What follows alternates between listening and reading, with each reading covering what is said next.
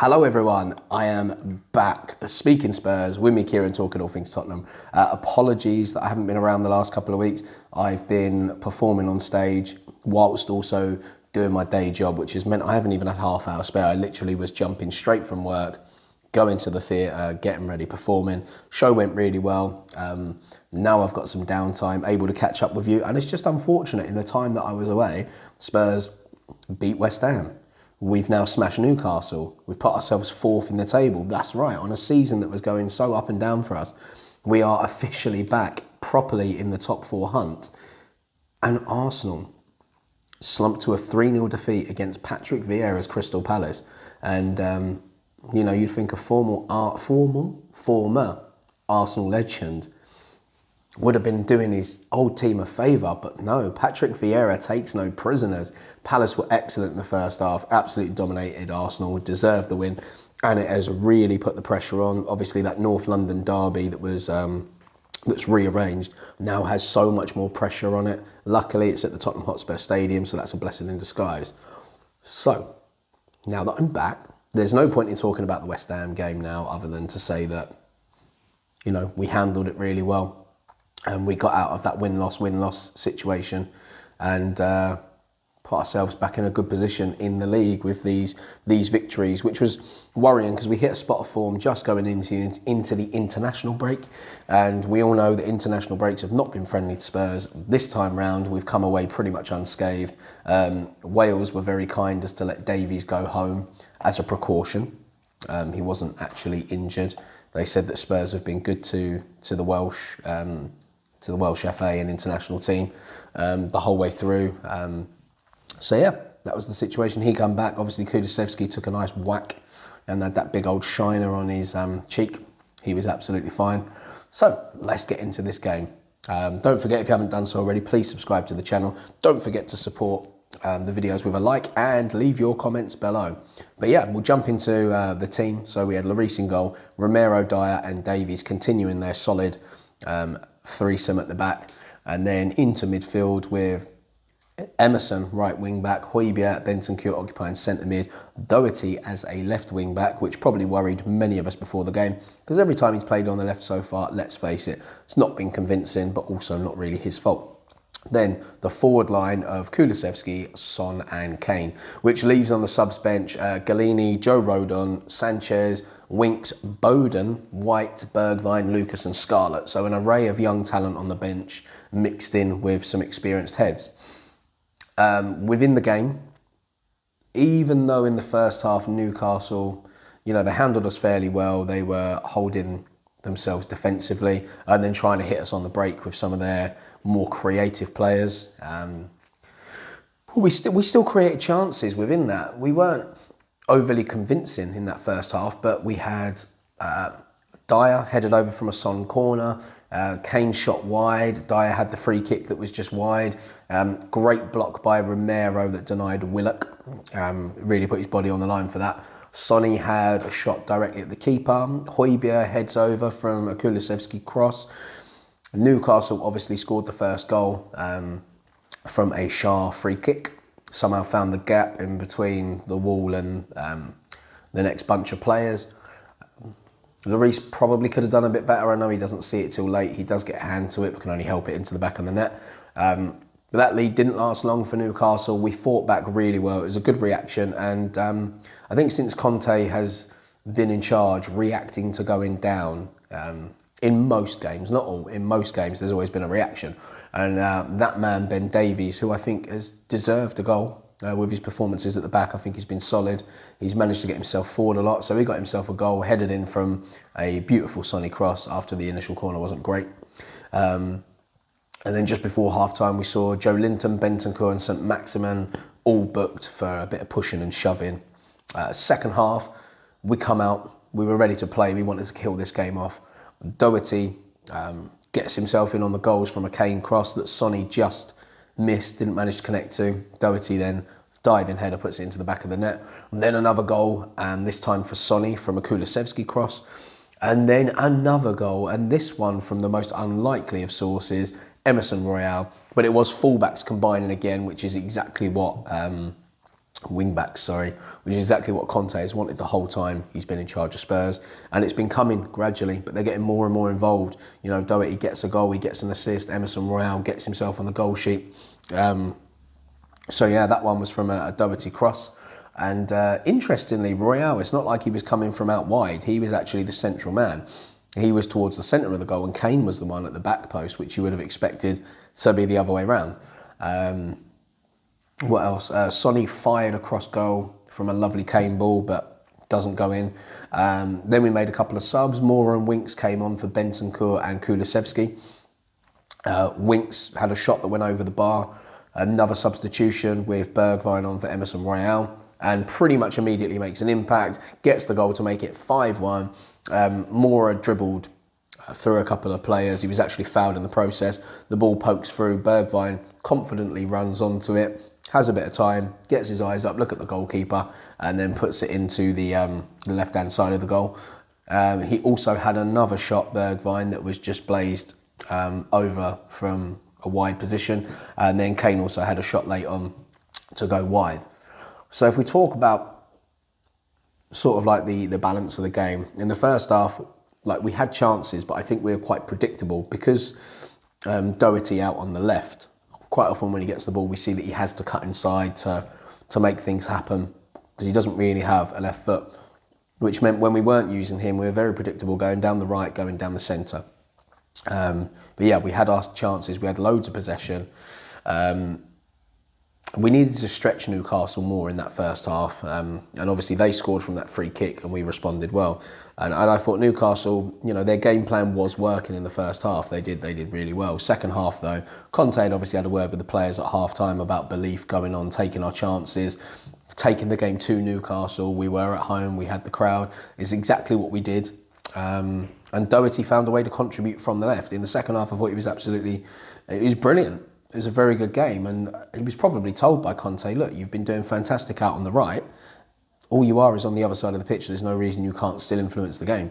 That's exactly what he did. And I think Conte will be, you know, super happy about the fact that his wing backs are working well, even when, you know, Emerson Royale has to be on the pitch, and he's been very inconsistent. I thought, you know, he had moments in the game that he wasn't great, but I mean, he was definitely our weakest player on the pitch in moments, but, you know, you can't deny the fact that he was still trying, and he did get his goal.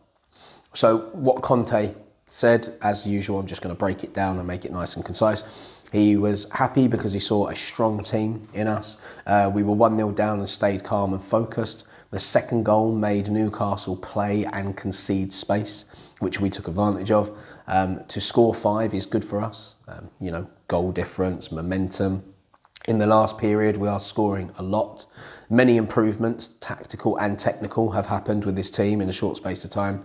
We are a team with an idea and specific characteristics. Doherty and Emerson, great performances from both. Good depth in the squad, talking about people like Rodon and Sanchez. Basically said the only reason why they're not playing at the moment is because the other 3 centre-backs are playing so well. They're in a good moment. They've got a great bond. So there's no need to disrupt it. He spoke about Kulusevski, saying that he played well when he was in Italy. He said that he wanted him at Inter Milan, but Juve got him. He said they probably bidded more money or something. And then talking about Harry Kane, he said the only disappointment in Harry Kane's performance was that he didn't get on the score sheet. He said he deserves the best. He's world class as a striker. He works hard. More importantly, he's a good person. And he made some comments about the fact that world class players don't always put the effort in. They just accept that they're great and feel like they don't have to work. Obviously, he's not talking about people like Ronaldo, Cristiano Ronaldo. If anyone knows anything about him, the guy's an absolute workhorse, puts in the extra training. But there are a lot of players that could be world class or were, that certainly don't put in the kind of efforts that Harry Kane does. So, you know, that's great to hear that even with the ups and downs he's had at Spurs, he's still smashing the effort in. So let's talk about the players that are on the pitch individually. So player ratings time. Hugo Lloris, he comes away with a 6. He got a hand to the Shah free kick. Couldn't keep him out. But other than that, had nothing else to do. Romero, another good game from him since he's been back. He comes away with an 8. I already mentioned earlier the block on Willock and 22 minutes in. He was calm. It's another game where he didn't pick up a yellow card, and at the beginning of the season he was picking them up. He needs to carry on being calm in at least one of the next 2 games to avoid a suspension. Dyer comes away with a 7. He was solid again in the centre of the back 3. If anyone watches the games closely, or if you go to the stadiums and actually keep an eye on players, you will see just how vocal, how good Eric Dyer is at organising that back line, especially late on in games. He's very much talking to them the whole time. Davies comes away with an 8, solid again from him. Good glancing header for the goal. And just I think he's been very consistent, and I think he's deserved his place in the team despite the criticism that some people give him. Emerson Royale comes away with a 7. I think the goal helped him earn that 7. He had a lot of poor passing early on. We know it's not his strong point. He grew into the game as it went on. He worked hard. He deserved his goal.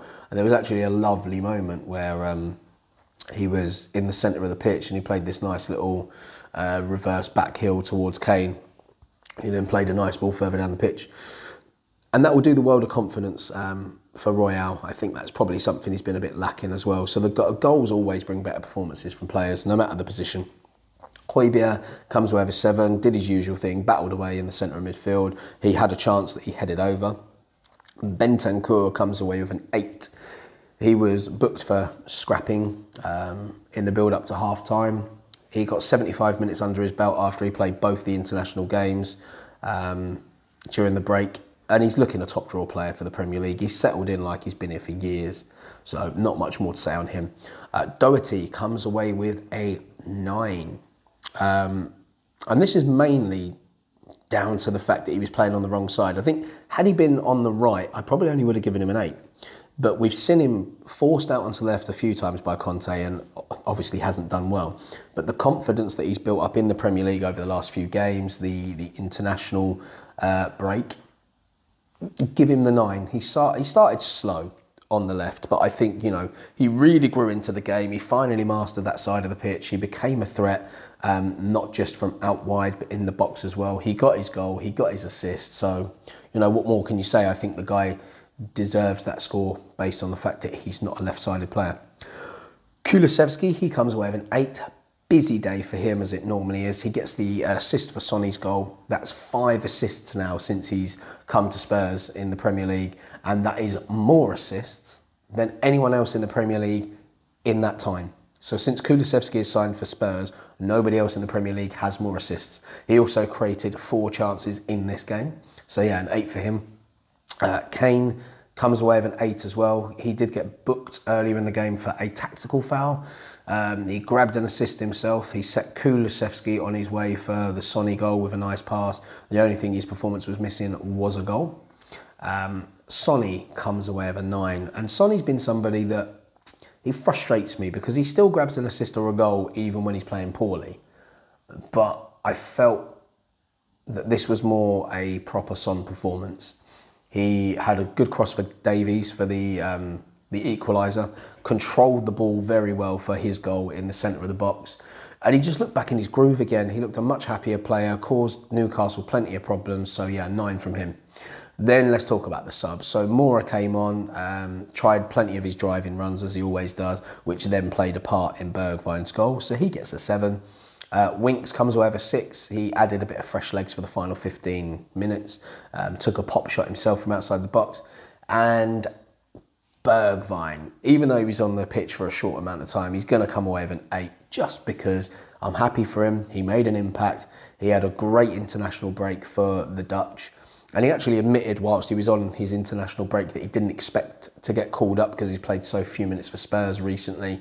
But obviously the impact that he has had for Spurs with the late goals that he'd been scoring for us, especially the ones against Leicester, obviously earned him his call up. And he was starting. So he scored 2 goals in the first game. He got a goal in the second game. And then in this game for us, he comes on, very short amount of minutes, took his goal well, great little cameo, so an 8 for him. So let's talk about Spurs as a whole then. So since Conte has come in, only City and Liverpool have got more points than us, which means we would be 3rd. And we've also been scoring goals for fun recently. We had a -2 goal difference when Conte came in. We now have a +15. in the last 6 Premier League matches, we have scored 21 goals. That's more than any other Premier League team. So it just goes to show you, when we get it right defensively, the attack can do so much. They really can. They've got the freedom to hurt teams, hit them on the break. But yeah, I think all round, it was a solid performance. There was heart.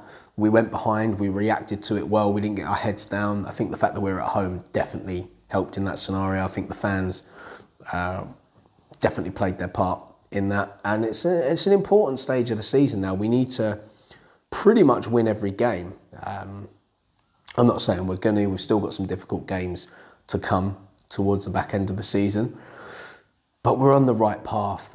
Teams are not going to want to come up against our attack at the moment. You know, they're in free scoring form. The fact that defenders are now chipping in with goals. Like, if you'd have said to me before the game we were going to beat Newcastle 5-1, bearing in mind they're on a bit of a resurgence themselves. If you'd have said to me we're going to beat them 5-1 at home and 3 defenders will be on the score sheet and one of them will be Emerson Royal, I'd have given you a slap. I'd have told you were crazy. But that's exactly what happened. They all got on the score sheet.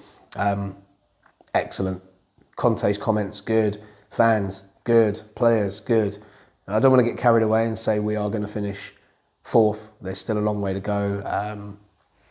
Plenty of points still up for grabs. I'm sure there'll be some twists and turns. I've got a feeling that it's all set up for the London derby to play a massive, massive part in the final positions this season. So we shall see. But look, I'm so happy to be back. Apologies again that I couldn't be around for the reasons you now know.